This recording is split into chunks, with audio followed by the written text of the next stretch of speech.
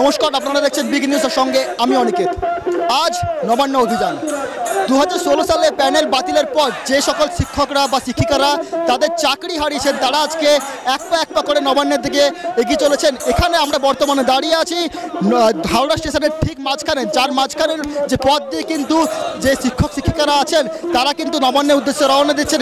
তারা সেখানে গিয়ে নবান্নের মধ্যে ডেপুটেশন দেবে এবং তাদের যে দাবি তা হচ্ছে যে তাদের যে চাকরি কিন্তু পুনরায় ফিরিয়ে দিতে হবে। এছাড়াও যে ওএমআর সিট আছে সে ওএমআর সিট কিন্তু আবার তাদেরকে নতুন করে বার করতে হবে, যার মাধ্যমে বুঝতে পারা যাবে যে কারা কারা যোগ্য কারা কারা যোগ্য না। ঠিক এই দাবি নিয়ে কিন্তু তারা আজকে নবান্নের উদ্দেশ্যে রওনা দিচ্ছেন। এরপর ঠিক এখানে শিক্ষকরা আছেন, তাদের সাথে কথা বলে নেব এবং জেনে নেব ঠিক তাদের কি বক্তব্য এই বিষয়ে।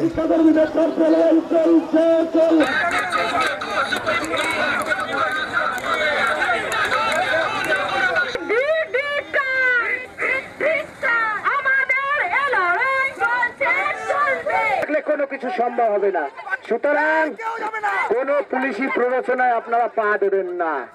ধন্যবাদ।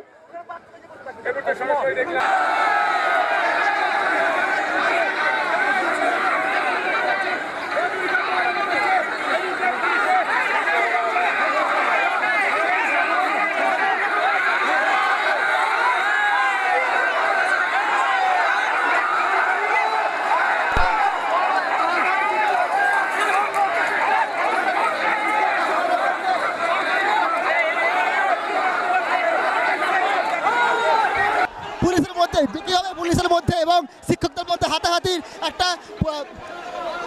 সৃষ্টি হচ্ছে। সরাসরি কিন্তু দেখিয়ে দেবো আপনাদেরকে, সরাসরি দেখিয়ে দেবো পুলিশ কিভাবে শিক্ষকদেরকে আটকাচ্ছে। সরাসরি কিন্তু দেখিয়ে দিচ্ছি আমরা চিত্র করে।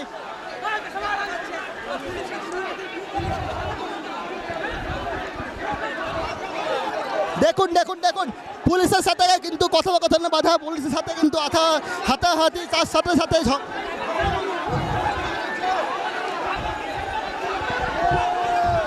পুলিশের সাথে একটা বচসার মধ্যে যোগ দিয়েছে শিক্ষকরা। আপনাদেরকে কিন্তু সরাসরি চিত্র দেখিয়ে দেবো। পুলিশের সাথে বচসা সৃষ্টি, শিক্ষকদের সাথে পুলিশের হাতাহাতি, পুলিশের বচসার সৃষ্টি হচ্ছে। আপনাদেরকে সেই চিত্র কিন্তু দেখিয়ে দেবো। দেখুন ঠিক কিভাবে যে শিক্ষকরা কিন্তু নবান্নের উদ্দেশ্যে রওনা দিচ্ছিলেন তাদেরকে মাঝপথে আটক করা হয়। হাওড়া ময়দানের কাছে তাদেরকে কিন্তু আটক করা হয় এবং বর্তমানে তারা কিন্তু সেই যে পুলিশরা কিন্তু যে শিক্ষকরা আছে তাদেরকে কিন্তু তাদের সঙ্গে কিন্তু ধস্তাধস্তি, একদম হাতাহাতির একটা কাণ্ড সৃষ্টি হয়েছে।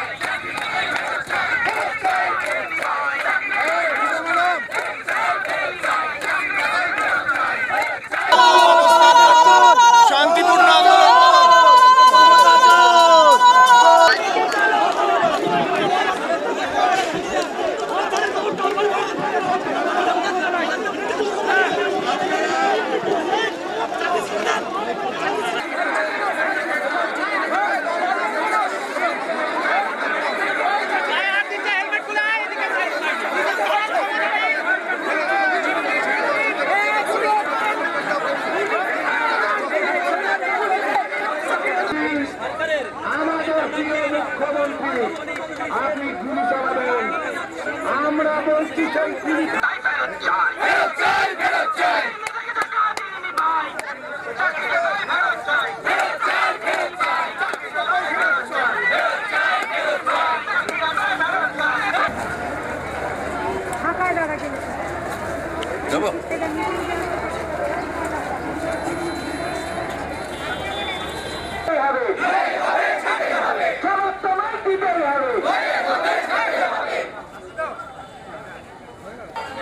সরকারকে টাকা দিতে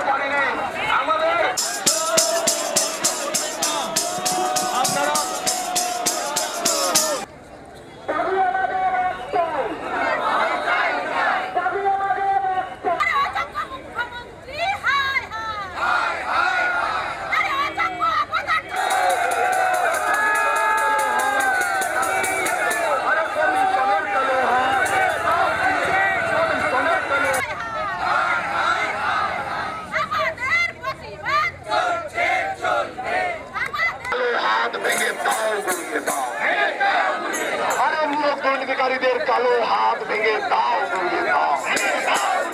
আরে কমিশনের কালো হাত ভেঙে দাও, গুড়িয়ে দাও। আরে কমিশনের কালো হাত ভেঙে দাও, গুড়িয়ে দাও। আরে চক্রান্তকারীর কালো হাত ভেঙে দাও, গুড়িয়ে দাও। আরে চাকরি চোরের কালো হাত ভেঙে দাও, গুড়িয়ে দাও। আরে চাকরি চোরের কালো হাত ভেঙে দাও, গুড়িয়ে দাও। আরে প্রশাসনের কালো হাত ভেঙে দাও, আরে প্রশাসনের কালো হাত ভেঙে দাও। আরে সৈন্যজীবন তাদের উদ্দেশ্যে আমরা আহ্বান জানাই, আপনারা আমাদের এই মহামিছিলে যোগ দিন, কারণ আপনাদের ভবিষ্যৎ প্রজন্ম, আপনাদের ভবিষ্যৎ আজকে সংকটের মুখে।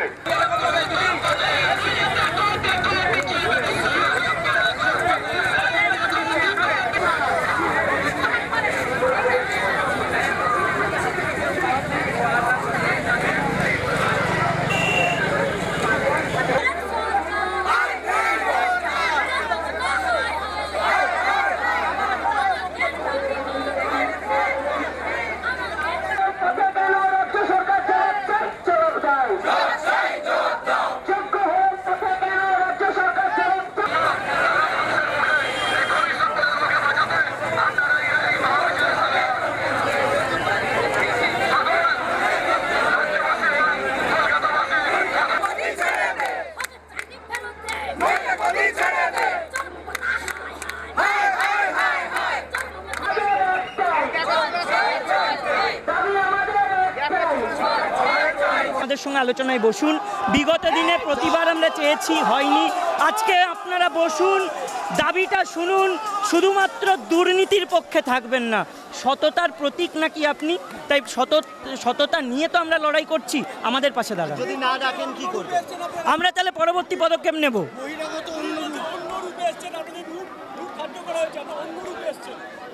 এই রুটে ব্যারিকেড দেওয়া আছে।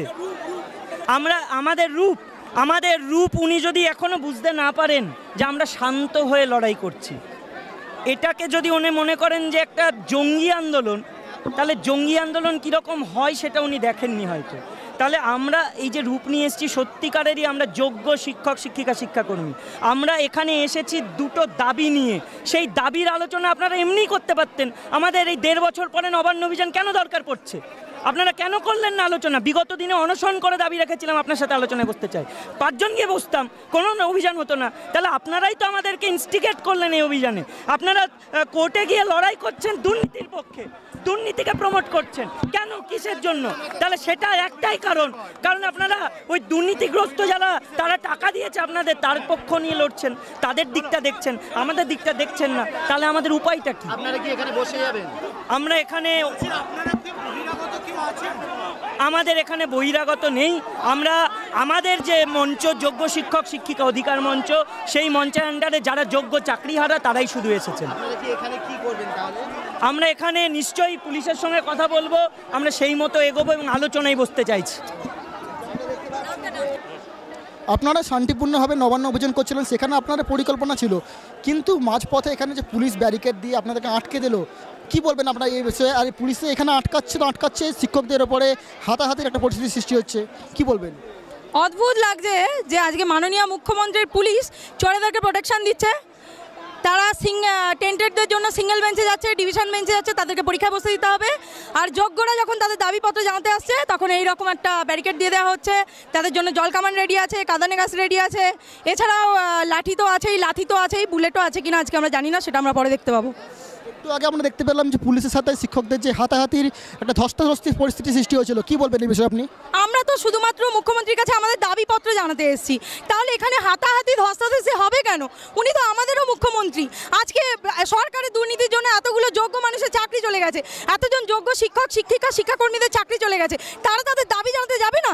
তাদের কি অধিকার নেই মুখ্যমন্ত্রীর কাছে দাবি জানাতে যাওয়ার? তাহলে কেনই এত বড় ব্যারিকেড উনি করে রেখেছেন? উনি নিজেই তো ওনার সাথে আমাদের দূরত্বটা তৈরি করে দিয়েছেন। উনি যে আমাদের মুখ্যমন্ত্রী নন, উনি যে শুধুমাত্র চোরেদের মুখ্যমন্ত্রী, সেটা এই ব্যারিকেড দিয়ে উনি প্রমাণ করে দিয়েছেন যে আমি যোগ্যদের মুখ্যমন্ত্রী নই, আমি সতের মুখ্যমন্ত্রী নই, আমি অসতের মুখ্যমন্ত্রী। নাহলে এই ব্যারিকেড থাকতো না। উনি বলতেন আসতে দাও, যোগ্যদের আসতে দাও, তাদের কথা আমরা শুনবো, তাদের দাবি আমরা শুনবো। ওনার কেন ভয় এত? আমরা কি করবো? আমরা তো নিরস্ত্র, কিচ্ছু নেই, আমাদের ব্যাগেও কিছু নেই, তাহলে ভয়টা কেন পাচ্ছেন উনি এত? এখানে যে ব্যারিকেড লাগানো আছে, এরপর আপনাদের কি পরিকল্পনা, কীভাবে এগোবেন আপনারা? যেভাবে ব্যারিকেড লাগিয়ে রেখেছে এরা কাঁদানে গ্যাস রেডি রেখেছে, জল কামান রেডি রেখেছে, এরপরে তো পুলিশের সাথে ধস্তাধস্তিও হয়ে গেছে। তো চেষ্টা করা হবে, মানে মুখ্যমন্ত্রীর কাছে দাবিপত্র তো অবশ্যই পৌঁছানো হবে, যেন তেন প্রকারে পৌঁছানো অবশ্যই হবে, সেটা ব্যারিকেড টপকে হোক বা আমাদের নেতৃত্বরা ওনার কাছে গিয়ে হোক, যেভাবে হোক ওনার কাছে দাবিপত্র পৌঁছাবেই এবং ওনাকে আমাদেরকে রিভিউর মাধ্যমে ওনাকে ফেরাতেই হবে, নাহলে কিন্তু এই রাজ্যে আগুন জ্বলবে, পরিষ্কার আগুন জ্বলবে। আমাদের চাকরি চলে গেছে, আমাদের পেটের খাবার উনি ছিনিয়ে নিয়েছেন, মুখের গ্রাস ছিনিয়ে নিয়েছেন, আমরা আমাদের ছোটো ছোটো বাচ্চাদেরকে ফেলে এখানে আন্দোলনে এসেছি। তাহলে রিভিউতে যদি উনি না ফেরান তাহলে কিন্তু এই রাজ্যে আগুন জ্বলবে, পরিষ্কার কথা। আপনাদের আজকে যে নবান্ন অভিযান, মূল বক্তব্য কি বলবেন? মূল বক্তব্য 22 লক্ষ এমআর সিট প্রকাশ করে সেই ওই এমআর সিটে সার্টিফাই করে যোগ্য শিক্ষক শিক্ষিকা ও শিক্ষাকর্মীর টোটাল সার্টিফাই করে সুপ্রিম কোর্টে জমা দিয়ে আমাদের চাকরি সসম্মানে পুনর্বহাল সস্থানে করতে হবে। আপনারা কি মনে করছেন যে আপনাদের নবান্ন অভিযান সফল হবে? আমরা এখন খাদের কিনারে পড়ে আছি, আমাদের জীবন মৃত্যুর সংগ্রাম। হয় নবান্ন আমরা অভিযান পুলিশের ব্যারিকেড ভেঙে হলেও আমরা সেখানে নবান্নতে পৌঁছাবো, আমরা তো মরেই গেছি, আমাদের কি আর বাকি আছে? তাই আমরা নবান্ন অভিযান সফল করবই করব, এটা আমাদের লক্ষ্য। পুলিশ যদি পুনরায় ব্যারিকেড ভাঙার জন্য আপনাদের ওপর লাঠিচার্জ করে বা আটকায়, কি বলবেন আপনি তখন? বিকাশ ভবনে তো আমাদের মেরে রক্তারক্তি করে অনেককে হাসপাতালে ভর্তি করতে হয়েছে, পুলিশের হাতে মরে যাব, গুলি খেয়ে মরে যাবো, আমাদের তো সবই শেষ হয়ে গেছে। এরপর আমরা কি, আমরা তাই শুধু আমাদের এই বডিটাই পড়ে আছে, আমাদের মনের দিক থেকে সব শেষ হয়ে গেছে। আমাদের এখন লক্ষ্য হয় নবান্ন অভিযান করব, না গুলি খেয়ে মরবো, আমরা ছাতি পেতে দিতে রাজি আছি। আপনি যে এই অবস্থায় এখানে নবান্ন অভিযান করতে আসছেন, পুলিশের দ্বারা যদি আপনাদের আটকানো হয় বা লাঠিচার্জ করা হয়, কি করবেন তখন আপনি? আমি লাঠির বাড়ি খাবো, কোনো অসুবিধা নেই, মরে যাব, আমরা তো এমনি জ্যান্ত মরে আছি। তাহলে আমাদের চাকরি যতক্ষণ না ফেরাবে ততক্ষণ আমরা এইভাবে পড়ে পড়ে মার খেতে মরে যাব, কিন্তু তাও সরকারের শেষ দিকে ছাড়বো, এইটুকুই বলবো। আপনাদের এই যে নবান্ন অভিযান সফল হবে কি মনে হচ্ছে আপনার? নিশ্চয়ই সফল হবে, কারণ সততার জয় সব সময়ের জন্য আছে। সততা এবং কলম আমাদের দুটোই অস্ত্র, আর কিচ্ছু নেই আমাদের হাতে। আমরা সবাই গরিব ঘরের ছেলে, আমরা শুধুমাত্র চাকরির টাকায় আমরা খাই, স্যালারি না হলে আমাদের মাস চলবে না। আমরা কোনোদিন দুর্নীতির পয়সায় খাইনি, ফলে সততার জয় একদিন না একদিন হবেই। আপনাদের চাকরি চলে যাওয়ার পর থেকে কোন কোন সমস্যার সম্মুখীন হতে হয়েছে আমাদেরকে পুরোটাই সম্মুখীন হতে হয়েছে। আমরা যখন বাচ্চাদের কাছে যাই তখন বাচ্চারা বলেন, স্যার আপনাদের কি অবস্থা? কালকে আমার এক ভাগ্নে দিদির ছেলে, সে বলছে মামা কবে থেকে স্কুলে যাবে তুমি? এই কথাগুলো আর নিতে পারি না। সত্যি কথা বলতে কি, এই নির্লজ্জ বেহায়া সরকার আমাদেরকে আজকে পথে বসিয়ে দিয়েছে। আমরাও মমতা ব্যানার্জিকে কাঁদিয়ে ছাড়বো, এটুকু আমি শপথ নিলাম আজকে এখান থেকে। তাতে যদি প্রাণ দিতে হয় প্রাণ দেবো, তাও ঠিক আছে, কোনো অসুবিধা নেই। আচ্ছা, আপনাদের আজকে নবান্ন অভিযান হচ্ছে, পুলিশ যদি সামনে গিয়ে আপনাদেরকে আটকায় বা লাঠিচার্জ করে, কি করবেন তখন আপনারা? কিছু করতে পারবে না পুলিশই সমস্ত বাধাকে উপেক্ষা করে আমরা যাব। পুলিশ যা আমাদের আলোচনা হয়েছে, প্রশাসন তারা যদি সেটা মেনে নেয়, আমরা শান্তিতেই থাকবো, শান্তিপূর্ণ থাকবো। পুলিশ তো আটকানোর চেষ্টা করবে, তখন কি করবেন আপনারা? আটকানোর কি দরকার? মুখ্যমন্ত্রী আলোচনায় বসলে আর এইসব ঝামেলা থাকে না তো। মুখ্যমন্ত্রী যদি আলোচনায় বসেন আর এইসব ব্যাপার থাকে না তো, তিনি আলোচনায় বসলেই সব সমাধান হয়ে যাবে, সব সমস্যার সমাধান। মুখ্যমন্ত্রী আলোচনায় বসলে যোগ্য তালিকা নিয়ে আলোচনায় বসলে সব সমস্যার সমাধান, সব সমস্যার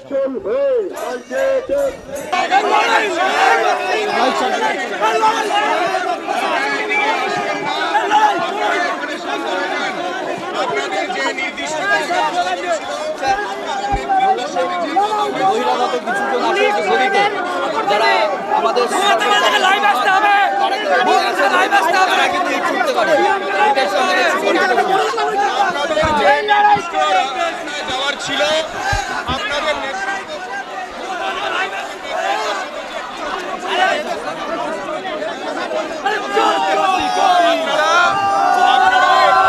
मूल वक्तव्य क्या है? हमें नौकरी वापस चाहिए बिना परीक्षा के बिना। हम परीक्षा नहीं देंगे, हम नहीं देना चाहते हैं, नहीं देंगे। इससे जैसे हम पहले नौकरी करते थे अभी वैसे ही नौकरी चाहिए वापस। अभी आप लोग जो नवान्न अभियान पे जा रहे हैं, अगर आप लोग को रोका जाए तो हम मानेंगे नहीं। और हमारा अगर किसी का भी कोई एक का भी कुछ भी हो तो उसका जो श्रेय जाता है वो मुख्यमंत्री पे जाएंगे। तो हमारा सर फटे या हाथ टूटे या मर जाए, हम कुछ भी हो तो सारा श्रेय उनको जाएंगे, मुख्यमंत्री को, और किसी को नहीं।